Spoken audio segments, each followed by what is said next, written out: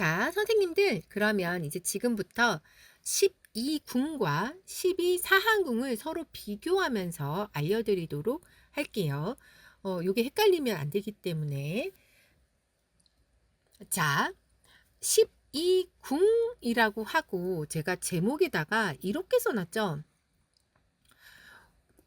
고정된 위치다. 그래서 어떤 궁에 살고 있나요? 라고 할 때, 예를 들어 우리가 아파트에 살면서 피자를 시켜 먹을 때 몇 동 몇 호로 갖다 주세요 하고 얘기를 하면 배달하시는 분이 정확하게 그 집으로 배달을 할 수가 있잖아요. 그런데 몇 동 몇 호라고 정해져 있지 않고 계속 움직인다면 피자 배달을 할 수가 없잖아요. 그래서 이 12궁을 얘기할 때는 기준 잡는 위치가 있습니다. 자, 좀 더 크게 손가락을 보여드릴게요. 자, 그 약혼 반지 끼는 네 번째 손가락 맨 아래에 여기를 기준으로 자가 시작되고요. 자, 그 옆으로 축, 인, 묘, 진, 사 이렇게 올라가는데 한 가지 주의사항. 이거 할 때요, 선생님. 요 손가락 한마디가 하나라고 생각하시면 안 되고요. 이 손가락에 이 손금 그어져 있는 데 있잖아요. 요 금 그어져 있는 거기를 기준으로 보셔야 됩니다. 그리고 끄트머리, 손가락 끄트머리를 기준으로 하셔야 돼요. 자, 그래서 자, 축, 인, 묘, 진, 사, 오, 미, 신, 유, 술, 해 이렇게 12지지가 위치가 딱 고정이 되어 있습니다. 자, 그래서 항상 고정이 여기라고 했잖아요. 고정되어 있기 때문에 예를 들어 우리가 명반을 볼 때 사궁이요 라고 하면 사궁 왼쪽 위에구나. 아, 신궁이요 오른쪽 위에구나. 이렇게 금방 여러분들이 그 궁의 위치를 찾으실 수가 있게 되는데요. 자, 요 자궁을 기준으로 요렇게 12지지가 배치가 되잖아요. 자, 그렇게 하다 보니까 인궁과 일정 간격으로 떨어져 있는 하나, 둘, 셋, 네 칸 떨어진 게 5. 또 일정 간격 하나, 둘, 셋, 네 칸 떨어진 게 술. 또 하나, 둘, 셋, 넷, 네 칸 떨어진 게 인. 이렇게 인, 오, 술. 어디서 많이 들어봤는데 하는 생각이 들지 않나요? 그 사주명리에 삼합이 여기서 딱 나오는 거예요. 위치가 일정 간격으로 떨어져 있기 때문에요. 자, 그래서 인호술.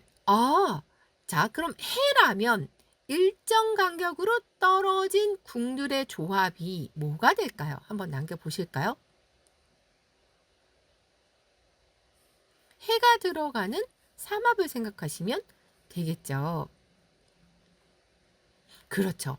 해, 묘, 미가 일정 간격으로 떨어져 있겠죠. 만약에 선생님, 저는 사주명리 공부 안 해서 잘 모르겠습니다. 라고 하신다면 일정 간격으로 떨어져 있으니까 4칸씩 이동을 하는 거예요. 하나, 둘, 셋, 넷. 아, 묘.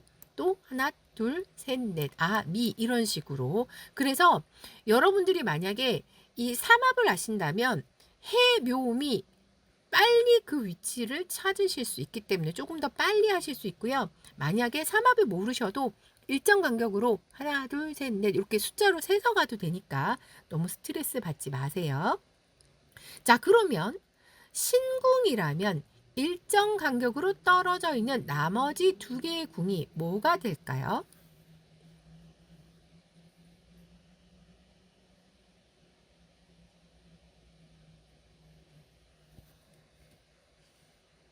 그쵸. 신, 자, 진. 신자진 삼합을 알고 계시다면 조금 더 빨리 찾으실 수 있을 테고요. 자, 그러면 사궁을 기준으로 일정 간격으로 떨어져 있는 2개의 궁은 어디가 될까요?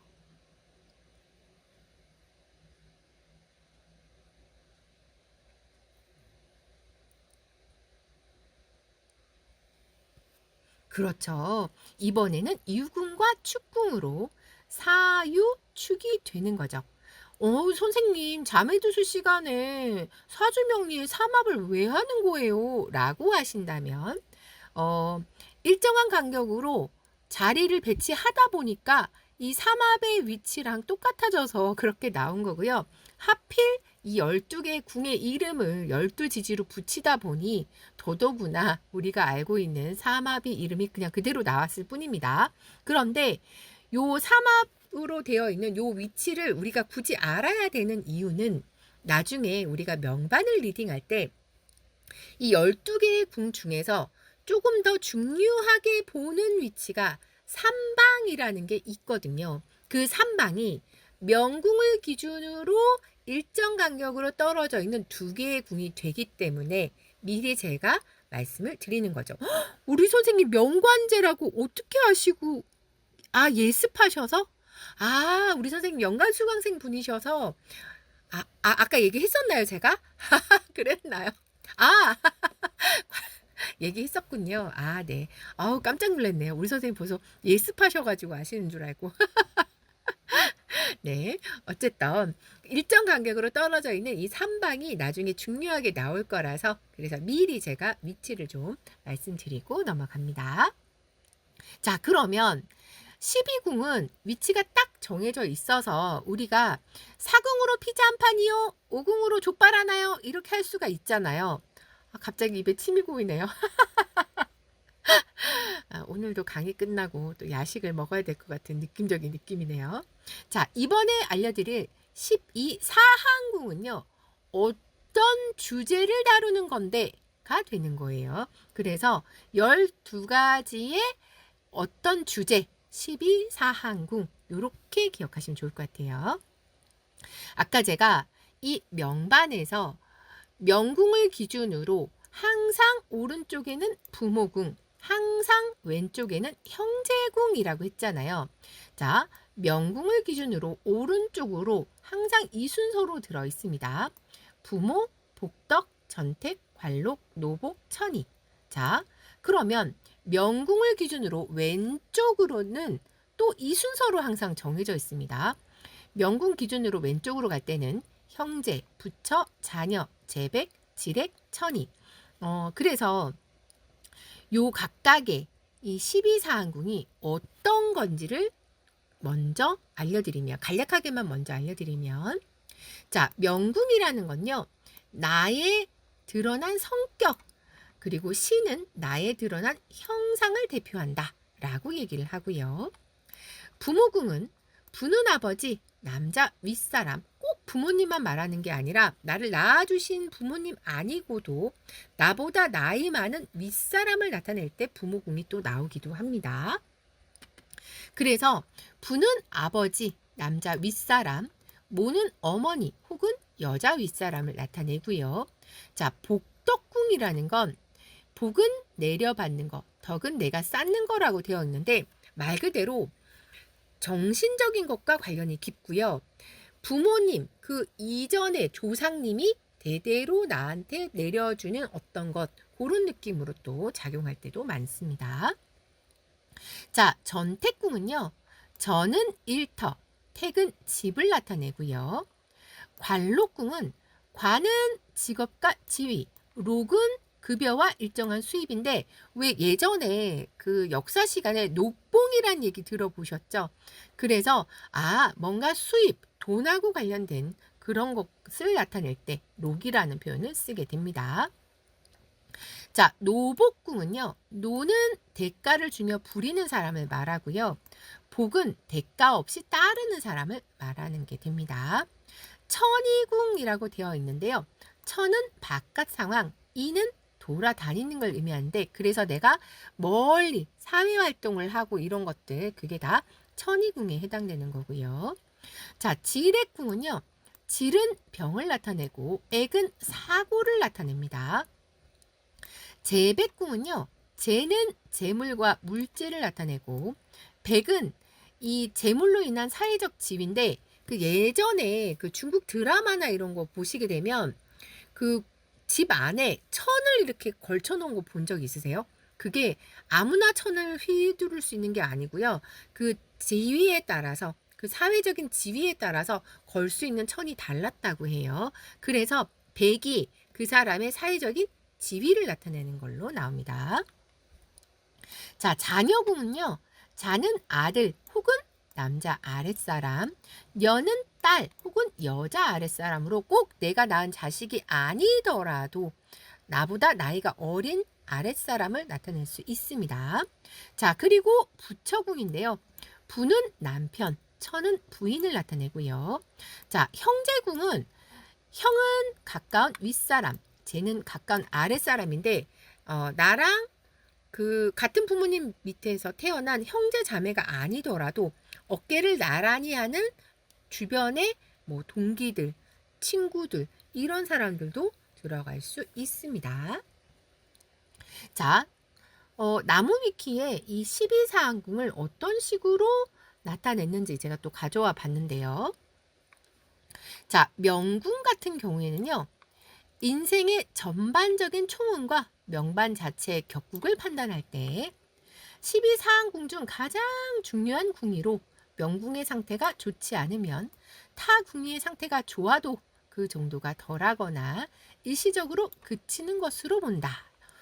도대체 누가 넣었는지 모르겠지만 너무 상세하게 설명을 잘 해놨더라고요. 자, 형제궁은요. 형제 관계나 동등한 위치의 교우 관계의 길흉, 형제의 수 등을 판단하고 부처궁은 선천명반에서는 부처와의 관계나 외모, 결혼 생활의 길흉 등을 파악하고 대한이나 유년명반에서는 결혼운이나 연애운을 판단할 때 보는 게 바로 이 부처궁이 됩니다. 자, 자녀궁은요.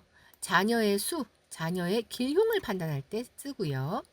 재백궁은 선천명반에서는 일생 동안 벌어들이는 수입에 대한 길흉을 판단하고 대한이나 유년에서는 해당 시기에 금전운의 길흉을 보고 이 복덕궁하고 연계해서 추론하는 경우가 많습니다. 자, 지례궁은요. 건강 상태나 질병을 추론하고요. 부모궁과 연계되어 추론하는 경우가 많은데 왜 복덕궁과 왜 부모궁과 연계되는지는 좀 이따가 설명드릴게요. 자, 이번에는 천이궁인데요. 자, 바깥 활동이라고 얘기를 했었잖아요. 명궁의 대궁으로 명궁 다음으로 중요한 궁위로 간주하는 경우가 많고 대인관계 및 외부에 나가는 경우에 길흉을 판단한다. 사람은 항상 밖에 나가서 사회생활을 해야 하므로 명궁 다음으로 중요한 궁이라 하는 것이다. 자, 그리고 노복궁. 고대에는 노비나 하인에 관한 것을 판단하였으나 현대사회에서는 직장에서의 부하 직원이나 고용인, 아랫사람과의 관계로 본다.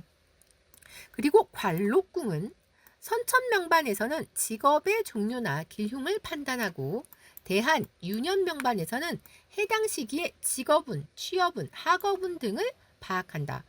선생님, 아니 직업인데 학업운은 왜 나오나요? 라고 하신다면 어린 학생들 같은 경우에는 직장이 없잖아요. 이제 그런 아이들은 관록궁을 학교로 보기 때문에 학업운을 볼 때 관록궁을 보게 되는 거죠. 자, 그리고 전택궁인데요. 선천명반에서는 일생 동안의 거주지에 대한 길흉과 선천적으로 물려받을 재산의 많고 적음을 보고 대한이나 유년명반에서는 부동산 투자운이나 해당 시기 재산의 축적 정도를 본다. 재백궁과의 차이점이라면 재백궁은 플로우, 전택궁은 스택의 개념이다. 이렇게요. 자, 그리고 복덕궁인데요. 개인의 정신세계와 사고방식, 복을 추론한다. 로또 당첨과 같은 행운은 이 복덕궁과 재백궁을 연계해서 판단한다. 그래서 재복선이라고 하는데요. 나중에 왜 재복선이라 하는지도 알려드릴게요. 자, 그리고 부모궁인데요. 부모의 길흉이나 건강 상태, 성격을 추론하며 일부 학파에서는 윗사람과 관계를 이 궁에서 판단을 합니다. 자, 그래서 손에 잡히는 자매두수 책에 나와 있는 이 각각의 12사항궁의 설명을 조금 더 상세히 보도록 하죠. 자, 명궁은요. 말 그대로 나를 말해주는 궁으로 가장 중요하고 자신을 뜻하는 곳인데요. 왼쪽과 오른쪽의 요 그림은요. 그 자미두수 타로 카드에서 이 12사항궁을 나타낸 그림을 제가 가지고 온 거예요. 자, 부모궁은 포괄적으로 윗사람을 지칭하고 부모, 선생, 상사 등 윗사람과의 상대적인 관계와 연분을 나타내고 손님, 정부기구, 관할 기관 등도 의미합니다. 의식이 비롯되는 궁이다. 이렇게 생각하시면 됩니다. 자, 그리고 복덕궁인데요. 멘탈을 나타낸다고 했죠. 품성, 성격 취향, 품격의 고저, 정신생활, 수명의 장단 등 기호, 정신, IQ, 사고, 수명, 처세 태도, 정신병, 자살, 불면증, 우울증 등도 관찰할 수 있고요. 의지로 고칠 수 있는 내 스스로 내 의지로 뭔가를 하는 그런 것과 관련이 또 있습니다. 자, 그리고 전택궁인데요. 자기와 가정 구성원 간의 상대적인 관계를 볼 수 있고 고정자산, 처한 환경, 부동산, 저축 능력, 집이 위치한 환경, 집안의 흥세 여부, 회사 이런 것들을 전택궁으로 볼 수 있어요. 그리고 그 집안 대대로 내려오는 뭐 3대째 소머리 국밥집 이런 가업일 때도 또 전택궁이 또 연관이 됩니다. 자, 이번에는 관록궁인데요. 직업 선택, 직위의 고적, 일할 때의 태도, 직업의 성질, 학업 성적과 시험은 아까 학생들 같은 경우에는 직장이 없기 때문에 관록궁이 학교를 의미한다고 얘기했죠. 그래서 시험 성적과 시험운이 여기서 나오는 거예요. 사업운, 성취 여부 등. 자, 그리고 노복궁인데요. 요 카드 같은 경우에는 붕우궁이라고 또 나타냈더라고요. 그래서 붕우궁도 그냥 같이 써놨습니다. 주로 아랫사람, 고용인, 연애 중의 이성 등 넓게는 광대한 사회 군중을 포괄적으로 지칭하고 자기와 사회와의 관계를 표시하는 궁이다. 이렇게요. 자, 그리고 천이궁인데요. 아까 사회생활이라 그랬죠. 그래서 멀리 바깥으로 돌아다니는 대외 활동의 길흉, 외출했을 때의 길흉, 교통사고 유무, 일반적인 인간관계, 자기에 대한 외부 사람들의 평가, 시국의 대세, 추세 등을 파악하는 게 바로 천이궁입니다. 자, 그리고 지뢰궁인데요. 체질의 좋고 나쁨, 질병, 재해계, 유무, 건강 상황. 그래서 건강 상태 볼 때는 지뢰궁을 보게 되는 거죠. 자, 그리고 재백궁인데요. 돈을 다루는 능력의 우열, 물질 생활의 풍요와 공궁, 재백의 강약, 유동자산, 현금, 돈에 대한 태도, 어떤 성질의 일로 돈을 버는가. 그래서 말 그대로 돈하고 관련된 게 재백궁이 되고요. 자, 그리고 자녀궁, 자식, 신복과 같은 부하, 제자의 다소와 연분의 유무, 자신의 성적인 능력 등. 왜냐하면 자녀가 태어나려면 성적인 능력이 돼야 되는 거잖아요. 그래서 여기에 들어갑니다. 자, 그리고 부처궁인데요. 배우자나 이성의 유형, 얼굴 형태, 체형, 배우자와의 관계와 감정적인 성향 이런 걸 보는 거. 자, 그리고 형제궁인데요. 형제 자매와의 관계, 형제 자매 다소와 연분, 합작 파트너, 친구와의 관계, 어머니, 형제궁은 부모궁의 부처궁이니까 뭔 소리인지 모르겠죠. 나중에 제가 이제 3방 따지면서 이제 궁들의 관계 볼 때 그때 제가 한 번 더 설명드릴게요.